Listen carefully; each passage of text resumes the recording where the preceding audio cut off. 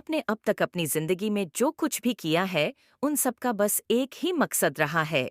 चाहे आपने करियर बनाना चाहा, कोई कारोबार शुरू किया, पैसे कमाए या फिर परिवार का भरण पोषण किया, यह सब आपने इसलिए किया क्योंकि आप बस एक साधारण सी चीज चाहते थे, खुशी। लेकिन इस दौरान कहीं न कहीं आपका जीवन भी जटिल हो गया।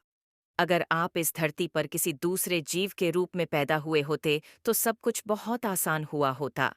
आपकी ज़रूरतें सिर्फ शारीरिक होती। जिस दिन पेट भर खाना मिल जाता, वह दिन शानदार हो जाता। अपने कुत्ते या बिल्ली पर गौर कीजिए, जैसे ही उनका पेट भर जाता है, वे शांत हो जाते हैं। लेकिन जब आप एक इंसान के रूप में इस दुनिया में आते हैं, तो स्थितियां बदल जाती हैं। खाली पेट की सिर्फ एक समस्या है, भूख। लेकिन जब पेट भरा हो, तो सैकड़ों समस्याएं। जब उत्तरजीविता यानी सर्वाइवल का सवाल आता है, तो यह हमारे जीवन का सबसे बड़ा मुद्दा बन जाता है। लेकिन जैसे ही इसका मसला हल हो जाता है, तब इसका कोई भी मतलब नहीं रह जाता। एक इंसान का जीवन गुजर बसर पर ही खत्म नहीं होता, बल्कि उत्तरजीविता के साथ उसकी जिंदगी शुरू होती है। आज की पीढ़ी के लिए उत्तरजीविता की प्रक्रिया पिछले किसी भी समय से अधिक व्यवस्थित है। आप एक सुपरमार्केट में जाकर साल भर के लिए अपनी जरूरत की सारी चीजें खरीद सकते हैं। आप घर से निकले बगैर भी यह काम कर सकते हैं। मानव इतिहास में ऐसा इससे पहले कभी संभव नहीं था। 100 साल पहले जो चीजें राजा महाराजाओं को भी मयस्सर नहीं थीं, आज आम आदमी की पहुंच में हैं। हम इस धरती पर रहने वाली अब तक की सबसे सुविधा प्राप्त पीढ़ी हैं। मगर दुख की बात यह है कि हम निश्चित रूप से सबसे अधिक आनंदित या सबसे ज्यादा प्रेमपूर्ण या सबसे ज्यादा शांतिपूर्ण पीढ़ी नहीं हैं। ऐसा क्यों है? हमने बाहर के वातावरण को व्यवस्थित करने की पूरी कोशिश की है। अगर हम इसे और ज्यादा व्यवस्थित करते हैं, तो धरती ही नहीं बचेगी। फिर भी आज हम उतने खुश नहीं हैं जितने 1000 साल पहले हमारे पूर्वज थे।